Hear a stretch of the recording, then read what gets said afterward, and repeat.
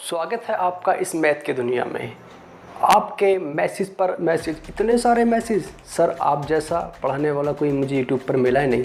Sir आज मुझे आपकी वीडियो को देखकर पहली बार समझ में आया ये पूरी चीज़ होती क्या।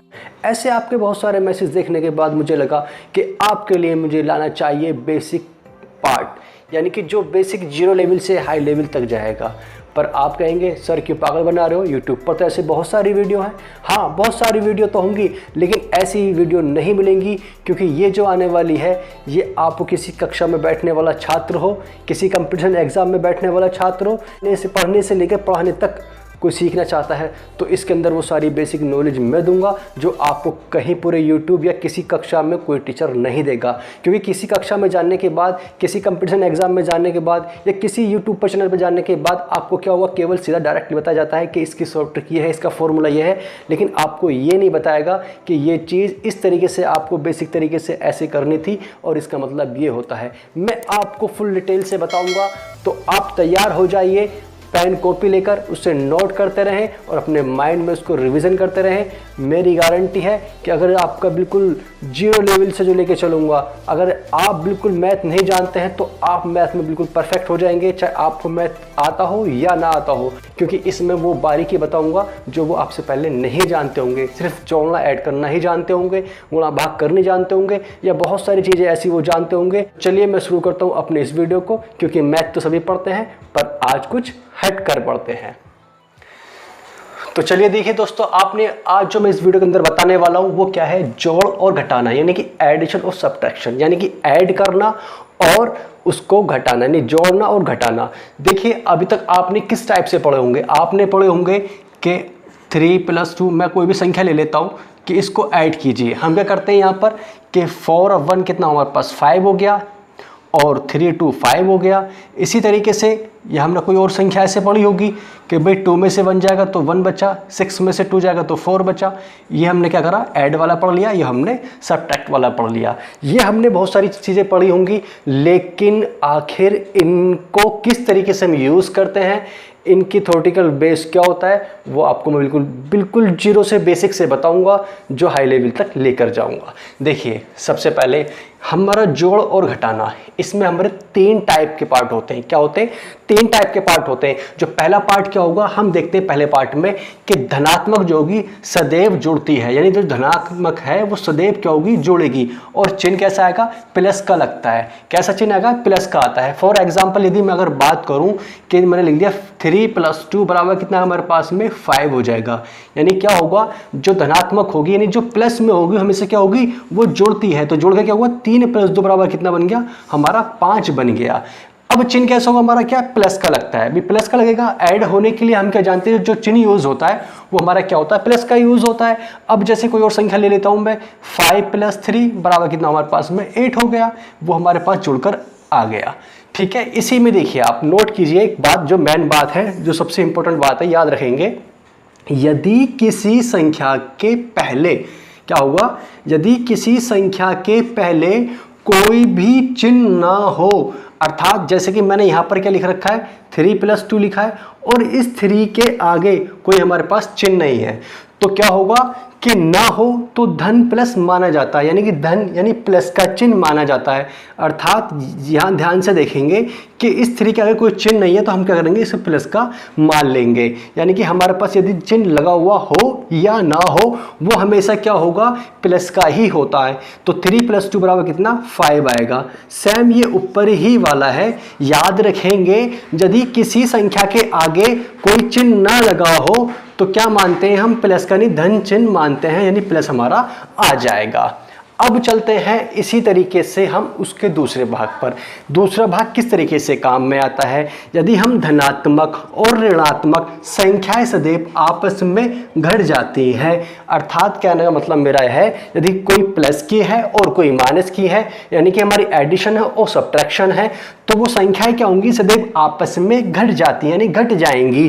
और चिन्ह कैसा आएगा, चिन्ह बड़ी संख्या का लगता है।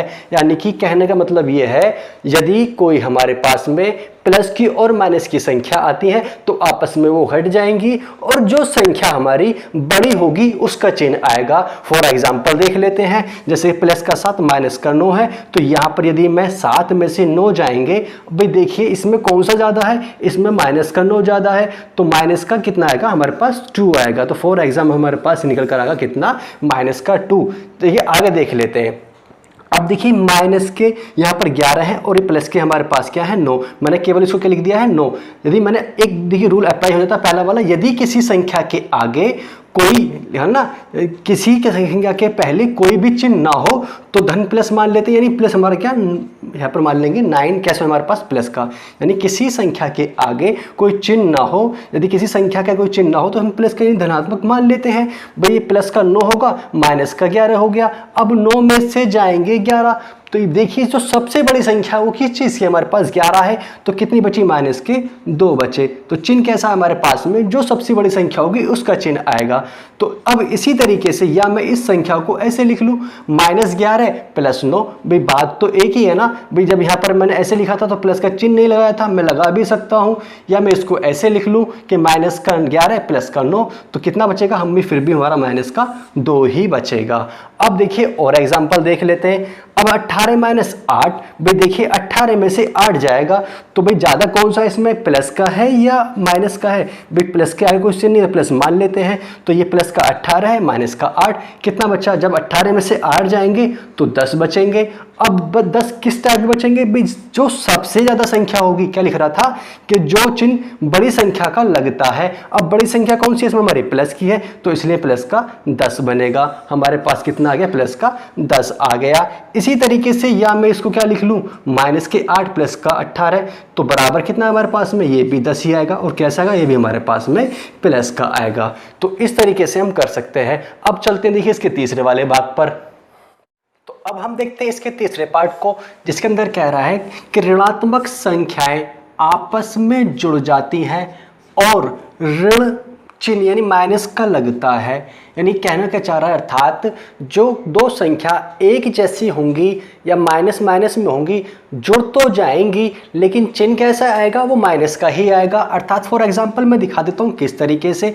मैंने लिए माइनस का 2 और माइनस का 7, जोड़कर कितने हो जाएंगे हमारे पास, 9 हो जाएंगे, यानी 9 हो जाएंगे। लेकिन आएंगे कैसे, माइनस के ही आएंगे। अर्थात मैं और ले लेता हूँ, जैसे माइनस का मैंने लिया 11, माइनस का मैंने ले लिया यहाँ पर 5, तो जुड़ के हमारे पास कितना हो जाएगा, माइनस के 11 और माइनस के 5 जुड़ के, यानी हमारे पास बन जाएगा माइनस का 16 बन जाएगा। दोस्तों कितना बन जाएगा हमारे पास में, 16 आ जाएगा। यानी कहने का मतलब ये है, कोई भी संख्या हम ले, यदि दोनों आपस में क्या ऋणात्मक है यानी माइनस की है, यानी कि जो धनात्मक ना होकर ऋणात्मक आएंगी तो वो माइनस की तो रहेंगी लेकिन जुड़ जाएंगी, लेकिन आएंगी कैसी, माइनस में ही आएंगी। जैसे माइनस का 2 माइनस का 7 ये जुड़कर माइनस का 9 हो जाएगी। अब इसी तरीके से चलिए इनमें दोनों को, दूसरे और तीसरे पार्ट को फॉर एग्जांपल थोड़ा सा मैं चित्र के आकार में समझा देता हूँ, थोड़ा समझते हैं प्रैक्टिकली।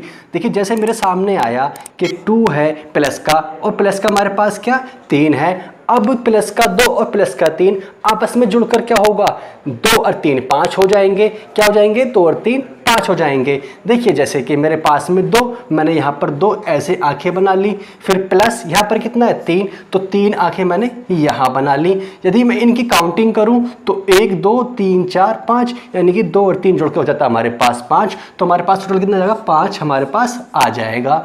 तो हम कह सकते हैं कि 2 + 3 बराबर कितना, प्लस का 5, यानी आएगा प्लस में ही, क्योंकि हमारे पास क्या है, दोनों धनात्मक संख्याएं हैं, यानी धनात्मक जुड़ के आपस में धनात्मक ही आती हैं। अब इसी तरीके से हमने क्या लिया, अब ऋणात्मक लिया, माइनस का 4 और माइनस का 2। मैंने अभी आपको यहाँ पर बताया था कि ऋणात्मक संख्याएं आपस में जुड़ जाती हैं, लेकिन रहेंगी कैसी, वो ऋणात्मक यानी माइनस में ही रहेंगी।